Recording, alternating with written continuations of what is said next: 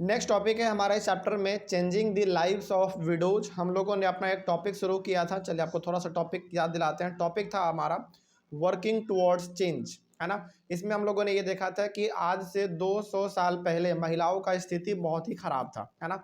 लेकिन उसका महिलाओं का जो स्थिति था वो किस तरीके से बदला, कैसे चेंज आया उसमें, वही हम लोग इसमें पढ़ने जा रहे हैं। तो ये हम लोगों ने पढ़ लिया था। एक इंसान जिनका नाम क्या था बताइए, राजा राम मोहन रॉय। उन्होंने महिलाओं के स्थिति को सुधारने में बहुत बड़ा योगदान उन्होंने अपना दिया था, यानी कि उन्होंने बहुत अच्छा काम किया था महिलाओं के कंडीशन को सुधारने में। तो आज हम लोग इसी टॉपिक को आगे बढ़ाते हुए एक और नया टॉपिक हम लोग शुरू कर लेंगे। टॉपिक का नाम है आपका changing the lives of widows. Widows का मतलब कौन, विधवा महिला जिसके हस्बैंड डेथ कर गए हैं किसी भी कारण से, उन्हीं महिला को हम लोग कहते हैं विडो, यानी कि विधवा कहते हैं। तो यहाँ पे हम लोग ये देखेंगे कि आखिर जो विधवा महिला है जिनके हस्बैंड डेथ कर गए हैं उनका लाइफ किस तरीके से चेंज हुआ, है ना। क्योंकि हम लोगों ने क्या देखा था कि 200 साल पहले जिस महिला का हस्बैंड डेथ कर जाता था उस महिला को भी उसी चिता में जलना पड़ता था। उसी को हम लोग क्या बोलते थे, सती बोलते थे, यानी कि सती प्रथा बोलते थे। तो वो चीज़ किस तरीके से बदला वही हम लोग आज देखेंगे। क्या आज ऐसा आप देखते हैं कहीं पे कि किसी का हस्बैंड डेथ कर गया तो उसकी वाइफ भी चिता में जिंदा जल गई, ऐसा कभी होता है क्या? आज नहीं होता।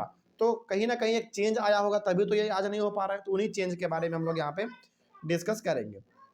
पहला पॉइंट इसमें कहा जा रहा है, Raja Ram Mohan Roy was serious by the problems faced by the widows in their lives. यानी कि ये जो विधवा महिला अपने जीवन में अलग अलग प्रकार के समस्याओं को झेल रही थी कि जिंदा जला दिया जाता था उनको, इस समस्या को ना बहुत ज़्यादा परेशान किया। किसको? राजा राम मोहन रॉय को। उनको लगा ना यार महिलाओं के पास अधिकार होना चाहिए जीने का, इनको जिंदा क्यों जलाया जाए, इनके पति डेथ किए हैं ना, ये तो नहीं की डेथ, तो इनको जीने का अधिकार होना चाहिए। तो महिलाओं का जो जीवन था खास करके विधवा महिला, उनके समस्या को लेकर ना राजा राम मोहन राय बहुत ही सीरियस थे। सीरियस मतलब इनको लगा था कि कुछ ना कुछ तो करना पड़ेगा तभी जाकर इनका स्थिति सुधर पाएगा, नहीं तो ऐसा ही हमारा चलता रहेगा। He began a campaign against the practice of sati. Sati मतलब वही सती प्रथा जो जिंदा जला दिया जाता था। तो इन्होंने एक कैंपेन किया। कैंपेन मतलब ये गांव गांव शहर शहर घूमते थे और लोगों को समझाते थे कि जो हम लोग ये काम कर रहे हैं, जिंदा महिला को जला दे रहा है उसके हस्बैंड के साथ, ये बिल्कुल गलत चीज़ है। यानी कि वो गांव गांव घूम के बोलते थे लोगों को कि ये जो हम लोग अभी प्रैक्टिस कर रहे हैं, ये जो हम लोग कर रहे हैं बेसिकली जिंदा महिला को जला देना, ये गलत चीज़ है, इसको रोकना चाहिए। तो ये कैंपेन चलाते थे। कैंपेन मतलब अलग अलग गाँव में ये लोगों के साथ घूमते थे और लोगों को समझाते थे कि ऐसा नहीं करना चाहिए। He was expert in Sanskrit, Persian and several other Indian and European languages। सोचो, राजा राम मोहन रॉय सिंपल आदमी नहीं थे, बहुत महान आदमी के साथ साथ उनको संस्कृत का भी अच्छा नॉलेज था, पर्शियन लैंग्वेज का भी उनको बहुत अच्छा नॉलेज था, साथ ही साथ इंडिया के और भी बहुत सारे लैंग्वेज और खास करके यूरोप के लैंग्वेज भी उनको आते थे। सोचो, तो बहुत महान आदमी था, तभी तो इनके बातों को लोग मानते हैं। क्या आप जैसे कोई भी एक ना पढ़ा लिखा आदमी समाज में कुछ बोलेगा, लोग उसके बातों को वैल्यू देगा क्या? कभी नहीं देगा। लेकिन राजा राम मोहन रॉय इतने पढ़े लिखे इंसान थे कि ये जो भी बोलते थे लोग उसको माने या ना माने लेकिन सुनते जरूर थे कि भैया क्या ये बोल रहा है। ठीक है, आगे। Through his writings he tried to show that the practice of widow burning had no permit in ancient text. ये ना लिखते भी थे बहुत ज़्यादा, मतलब कि ये किताबें लिख लिख कर भी लोगों को बताते थे कि आप मेरा किताब पढ़ो, आपको नॉलेज बढ़ेगा, आपको समझ में आएगा कि हमारा अधिकार क्या है, महिलाओं का अधिकार क्या है, महिला को इस तरीके से जिंदा जला देना बिल्कुल सही नहीं है। तो वो बोल के भी लोगों को समझाते थे और अपने किताबों में भी लिख के लोगों को समझाते थे। और सबसे बड़ी बात वो ये भी कहते थे कि जो सती प्रथा हम लोग आज फॉलो कर रहे हैं ये पहले हमारे पूर्वज फॉलो नहीं करते थे, यानी कि पहले ऐसा कोई सिस्टम नहीं था। ये सिस्टम कब आया? हमारे समय में आया। तो हमको क्या करना चाहिए? इसको पूरी तरीके से खत्म कर देना चाहिए। तो ये लोगों को बताते रहते थे लिख लिख के। Many British officials had also begun to criticize Indian traditions and customs। अब देखो, जब हमारे इंडिया में अंग्रेजों का रूल था ना, तो इस सिस्टम को देखकर अंग्रेजों को भी बड़ा खराब लगा। सबसे पहली बात तो वो कहाँ से बिलोंग करते थे अंग्रेज लोग? ब्रिटेन से। बहुत पढ़े लिखे इंसान थे वो लोग। तो जब वो लोग रूल कर रहे थे इंडिया में ना, तो उनको ये सती प्रथा दिखा तो उनको भी बड़ा बेकार लगा। उनको लगा ना कि यार इसका हस्बैंड तो डेथ कर गया लेकिन जिंदा महिला को जला दिया जा रहा, तो उनका बड़ा उटपटांग लगा, बड़ा बेकार लगा उनको। खुद सोचो ना आप, मतलब जो ब्रिटिश लोग थे हमारे इंडिया में वो कहाँ के आते थे? ब्रिटेन के आते थे, इंग्लैंड के हुआ करते थे वो लोग, तो उनको बड़ा सिस्टम बड़ा अजीब लगा, वहाँ पे ऐसा कुछ नहीं था। जब उनको पहली बार ये सिस्टम इंडिया में दिखा ना, तो बड़ा अजीब लगा कि ये कैसा कंट्री है जहाँ पे हस्बैंड डेथ किया जा रहा है, तो हस्बैंड डेथ कर गया तो महिला को भी जिंदा जला दिया जा रहा है। तो ये सिस्टम इनको बड़ा खराब लगा, ठीक है। तो अंग्रेजों ने भी इस सिस्टम को क्रिटिसाइज किया था कि ये सती प्रथा पूरी तरीके से क्या हो जाना चाहिए, खत्म हो जाना चाहिए। आगे, many British officials were willing to listen to Raja Ram Mohan Roy because he was reputed and a learned man. सोचो, यहाँ तक के बहुत सारे ब्रिटिश के ऑफिसर भी राजा राम मोहन रॉय को फॉलो करते थे। फॉलो करने का मतलब उनके विचारों को मानते थे। क्यों मानते थे बताओ? अंग्रेज भी यहाँ तक के राजा राम मोहन रॉय के बातों को मानते थे, समझते थे, उनके बातों को सुनना चाहते थे। इसका सबसे बड़ा रीजन ये है कि राजा राम मोहन रॉय एक बहुत ही ज़्यादा रेप्यूटेटेड के साथ साथ, यानी कि एक प्रतिष्ठित आदमी के साथ साथ बहुत ज़्यादा वो पढ़े लिखे और नॉलेजबल इंसान थे।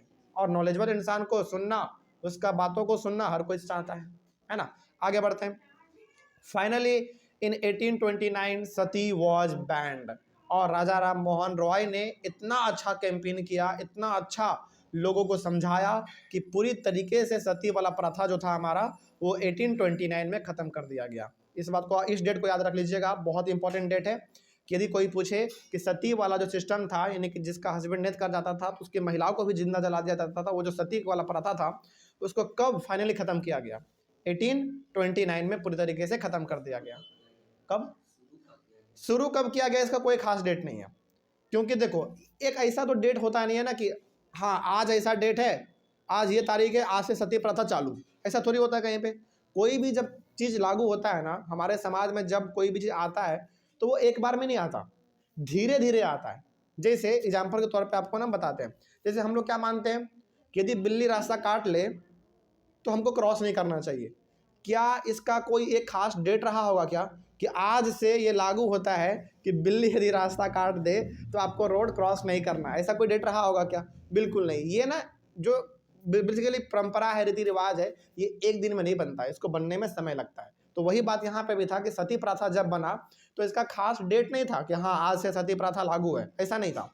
लेकिन जब ये बना तो धीरे धीरे बनते बनते बनते एक समय पे पूरी तरीके से लागू हो गया, ठीक है। लेकिन इसका कोई खास डेट नहीं है। लेकिन एक डेट इसका जो है पूरी तरीके से खत्म होने का, वो 1829 है।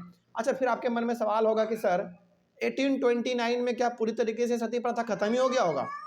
बिल्कुल भी नहीं, यहाँ पे भी सवाल है।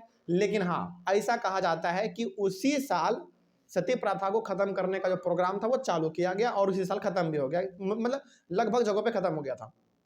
लेकिन क्या पूरी तरीके से खत्म हुआ होगा? एक लॉजिक लगा के जरा बताइए आप। बिल्कुल भी नहीं।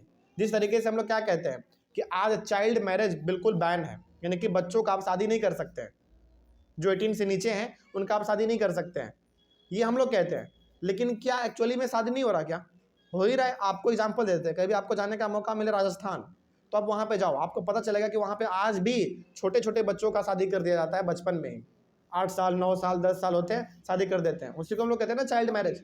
अभी भी एकदम आप जाओ राजस्थान, आपको पता चलेगा वहाँ पे आज भी बाल विवाह हो रहा है, पूरी तरीके से हो रहा है। हाँ, उसमें सुधार आया है, ये भी आपको मानना पड़ेगा, लेकिन बाल विवाह वहाँ पे आज भी पूरी तरीके से कंट्रोल में नहीं है, ठीक है। तो याद रखिएगा इस डेट को कि 1829 में सती वाला प्रथा खत्म कर दिया गया था, ठीक है। आगे बढ़ते हैं। The strategy adopted by Raja Ram Mohan Roy was used by later reformers as well. वही बात है, हमने जो कहा कि 1829 में ये घोषणा कर दिया गया था कि अब से सती प्रथा खत्म हो गया। लेकिन क्या 100% 1829 में खत्म हुआ होगा? नहीं हुआ होगा। तो जब राजा राम मोहन रॉय चले गए, जब वो इस धरती पर नहीं रहे, तो आने वाले जो बड़े बड़े रिफॉर्मर हुए राजा राम मोहन रॉय के बाद, उन्होंने भी राजा राम मोहन रॉय के विचारों को फॉलो किया, उनके बताए हुए रास्ते पे वो लोग भी चले। जैसे महात्मा गांधी जी के रास्ते पर हम लोग आज भी चल रहे हैं कि नहीं चल रहे? तो वही बात यहाँ पे है कि राजा राम मोहन रॉय का विचार इतना अच्छा था, इतना अच्छे इंसान थे कि आने वाला जनरेशन ने भी उनको फॉलो किया और सती प्रथा को सभी ने मिलकर पूरी तरीके से जड़ से खत्म कर दिया। और इसका रिजल्ट आज हमको ये देखने को मिलता है कि ऑल ओवर इंडिया में कहीं पे भी सती प्रथा बिल्कुल नहीं है। मतलब सती प्रथा एक ऐसा प्रथा था ना जो कि बड़ा खराब था, और वो आज पूरी तरीके से खत्म हो गया, 100% आप कह सकते हो। क्या कहीं पे आपको आज ऐसा दिखता है क्या कि हस्बैंड मर गया, उसकी वाइफ भी जाके मर गई, जिंदा एकदम चिता में जल गई? ऐसा कभी नहीं होता अब। तो ये 100 पूरी तरीके से बंद हो गया। हाँ 1829 में ये बंद हो गया था, इसको आप याद रखिएगा, ठीक है। Whenever they wish to challenge a practice that seemed harmful they try to find a sentence in the ancient sacred text that supported their point of view. अब देखो, जब कोई भी परंपरा हमारे सोसाइटी में रहता है, हमारे मोहल्ले में यदि कोई परंपरा ये सब रहता है ना, उसको आप पूरी तरीके से खत्म करना चाहोगे एक दिन में, तो एक दिन में नहीं हो सकता। लेकिन खत्म करने के लिए आपको क्या दिखाना पड़ता है? सबूत दिखाना पड़ता है कि यार हम जो प्रैक्टिस आज कर रहे हैं ना, वो पहले नहीं था। जैसे राजा राम मोहन रॉय ने क्या किया, उन्होंने बताया कि ये जो सती वाला प्रथा हम लोग चला रहे हैं, ये हमारे पूर्वज नहीं करते थे। तो लोगों को लगा कि यार जब हमारे पूर्वज नहीं करते थे तो हम क्यों करेंगे, है ना। और वैसे भी वो परंपरा खराब था, तो लोगों ने उसको क्या कर दिया, पूरी तरीके से बंद कर दिया। तो वही बात यहाँ पे कहा गया है कि जब राजा राम मोहन राय हो गए, उसी प्रकार के और भी बड़े बड़े रिफॉर्मर हो गए, जब भी उन्होंने किसी रीति रिवाज का उसको क्रिटिसाइज किया है, तो इनको ना सबूत दिखाना पड़ा है। मतलब कि हमारे लोग ऐसा नहीं करते थे तो हम लोग ऐसा क्यों करें, तो इसको पूरी तरीके से खत्म कर दिया जाए, ठीक है। आगे, for example, one of the most famous reformers Ishwar Chandra Vidyasagar used the ancient texts to suggest that widows could remarry। अब देखो, यहाँ पे हमारे पास एक और रिफॉर्मर है जो कि बहुत बड़े रिफॉर्मर है, राजा राम मोहन रॉय के ही लगभग बराबर है, ईश्वर चंद्र विद्यासागर, याद रखिएगा ये नाम। इन्होंने बताया ना कि जो महिला विधवा हो चुकी है, जिनके हस्बैंड डेथ कर गए हैं, वो भी दूसरा शादी कर सकते हैं। उन्होंने एविडेंस दिखाया, यानी कि उन्होंने पुराने किताबों में लिखा हुआ होगा कहीं पर कि हाँ विधवा महिला भी शादी कर सकती है, उसको उन्होंने लोगों को दिखाया कि देखो हमारे पुराने जमाने में भी शादी होता था विधवा महिला का, तो आज क्यों नहीं हो सकता। तो वहां पे एक तरीके से ईश्वर चंद्र विद्यासागर जी ने क्या किया बताओ, लोगों के नजरिए को खोल दिया। उन्होंने बताया लोगों को कि जो विधवा महिला है वो भी दोबारा शादी कर सकती है। तो लोगों को लगा कि जब हमारे पुराने किताबों में, धार्मिक ग्रंथों में लिखा हुआ है कि विधवा महिला शादी कर सकती है, तो हम लोग उसको रोकने वाले कौन होते हैं। तो वहां से फिर हमारा विडो रीमैरिज भी चालू हो गया, मतलब कि विधवा महिला भी दोबारा शादी कर पा रही थी उस समय के बाद, ठीक है। आगे, his suggestion was adopted by British officials and a law was passed in 1856 permitting widow remarriage। अब इस चीज को देखते हुए, यानी कि ईश्वर चंद्र विद्यासागर जी के विचार को देखते हुए ब्रिटिश को भी लगा, यानी कि हमारे इंडिया में उस समय पे ब्रिटिश का रूल था, ठीक है। तो ब्रिटिश को भी लगा कि यार ये जो इंसान बोल रहा है ना बिल्कुल सही है, और वाकई में विधवा महिला को अधिकार होना चाहिए दूसरा शादी करने का। और इसको पूरी तरीके से सपोर्ट किसने किया बताओ, अंग्रेजों ने भी सपोर्ट किया। क्योंकि आप खुद देखो, ब्रिटेन हो गया, इंग्लैंड हो गया, ये ऐसा कंट्री है जहां पे इंसान एक नहीं बल्कि दो दो तीन तीन शादी कर लेते हैं। यदि किसी का हस्बैंड डेथ भी कर गया तो वो महिला भी शादी कर लेती है। तो उनका माइंड में क्या था, उनका माइंड में था कि जब हमारे देश के लोग शादी कर सकते हैं दोबारा, तो भारत में भी ये चीज़ होना चाहिए। तो विडो यानी कि विधवा महिला का दोबारा शादी हो सके, विडो रीमैरिज कर सके, इसको पूरी तरीके से ब्रिटिश ने भी सपोर्ट किया हमारे इंडिया में, ठीक है। और 1856 में उन्होंने एक नियम लाया था। 1856 में अंग्रेजों ने इंडिया में एक नियम लाया, जिस नियम के तहत ये कहा गया कि विधवा महिला भी दोबारा शादी कर पाती, मतलब कर पाएंगी। और उसी समय से विडो रीमैरिज चालू हो गया, और जिसका परिणाम आपको ये दिखता है कि आज भी इंडिया में जो विधवा महिला है वो दोबारा शादी करती है कि नहीं करती है, करती है। उसके ऊपर डिपेंड करता है, उसका मन है, शादी करना है तो करो, नहीं करना है तो मत करो, ठीक है। आगे नेक्स्ट पॉइंट है आपका इसमें, those who were against the remarriage of widows opposed Vidyasagar and even boycotted him। अब देखो यहाँ पे ना आपको ये बात समझना पड़ेगा कि ईश्वर चंद्र विद्यासागर क्या चाहते थे। ये चाहते थे कि विधवा महिला भी दोबारा शादी कर सके। तो आप जरा सोच के बताइएगा, लॉजिक लगा के बताइएगा, क्या समाज में हर इंसान ने उनके बातों को माना होगा क्या? बिल्कुल नहीं। कुछ लोगों ने माना होगा कि हाँ विधवा महिला भी दोबारा शादी कर सकती है, कुछ ने यह भी सोचा होगा कि ये आदमी बड़ा गलत बोल रहा है, विधवा महिला दोबारा शादी कैसे कर सकती है, वो तो एक बार शादी कर चुकी है, दोबारा कैसे करेगी शादी।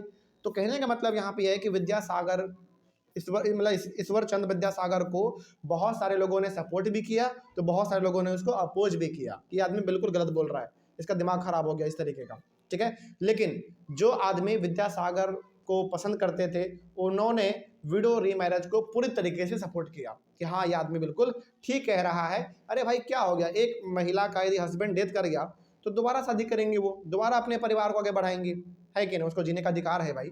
आगे बढ़ते हैं। तो in the Telugu speaking areas of the Madras presidency Veeresalingam Pantulu formed an association for widow remarriage. यदि हम लोग बात करें मद्रास का, मद्रास को आज हम लोग किस नाम से जानते हैं बताइए? चेन्नई के नाम से, जो कि कहाँ पे है? तमिलनाडु में है। याद रखिए इस बात को। मद्रास प्रेसिडेंसी का मतलब यहाँ पे आप सिंपल सा समझो, चेन्नई, जो कहाँ पे पड़ता है? तमिलनाडु में पड़ता है। तो वहाँ का बात हो रहा है, और चूंकि तमिलनाडु में कौन से लैंग्वेज बोले जाएंगे? तेलुगु बोले जाएंगे, यानी कि तमिल बोलो फिर तेलुगु बोलो, बात सेम ही है। वहाँ पे ना एक इंसान का नाम है, इंसान है वीरासलिंगम पंतुलु। चूंकि साउथ इंडिया का नाम है तो थोड़ा सा आपको प्रोनाउंस में दिक्कत हो सकता है, लेकिन अच्छे नाम है। Form an association for widow री मैरिज। तो इस इंसान ने मद्रास में, यानी कि चेन्नई में, जिसको हम लोग आज चेन्नई के नाम से जानते हैं, वहां पे इन्होंने एक एसोसिएशन बनाया था। एसोसिएशन मतलब कुछ लोगों का उन्होंने ग्रुप बनाया था, और वो ग्रुप गांव गांव शहर शहर घूम घूम के लोगों को बताते थे किस बारे में?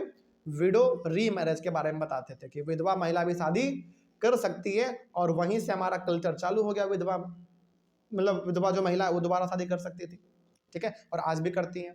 आगे, young intellectuals and reformers in Bombay also worked for widow री मैरिज। बात करें हमारे बॉम्बे का, तो वहां पे भी बहुत मतलब नौजवान लोग, मतलब नौजवान महिला पुरुष सभी लोगों ने बॉम्बे में भी विडो री मैरिज को पूरी तरीके से फैलाया, उनको सपोर्ट किया। कहने का मतलब है लगभग हर जगह पर विडो मैरिज क्या हो चुका था? धीरे धीरे फैल चुका था, ठीक है। विचार फैलाए जा रहे थे कि महिला भी जिसके हस्बैंड डेथ कर गए वो भी शादी कर सकती है।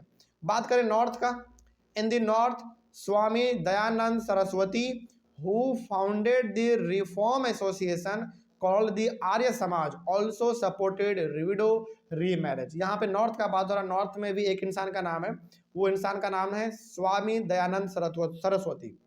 इन्होंने एक एसोसिएशन बनाया था, यानी कि इन्होंने एक अपना ग्रुप बनाया था, उस ग्रुप का नाम था आर्य समाज। इसमें आर्य समाज में बहुत सारे लोग थे, एक विचार के लोग थे, जो कि विडो री मैरिज को सपोर्ट करते थे।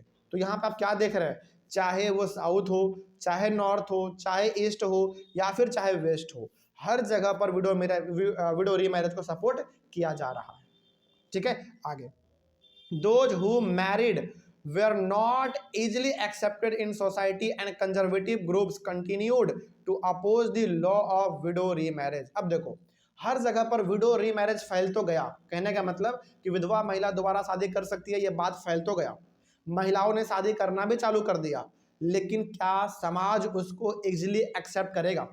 बताइए जरा सोच के। नहीं, इसमें समय लगेगा।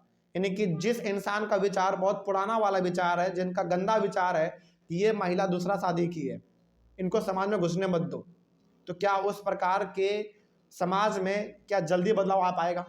नहीं आ पाएगा। तो कहने का मतलब यहाँ पे यह है कि विडो री मैरिज पूरी तरीके से फैल गया हर जगह पर, लोगों ने सुन भी लिया, लेकिन कुछ ऐसे लोग जो कि अभी भी क्या चाहते थे, अभी भी ये चाहते थे कि जो महिला दोबारा शादी कर रही है उस महिला को समाज में रहने का अधिकार नहीं है। तो दोनों प्रकार के लोग थे बेसिकली समाज में।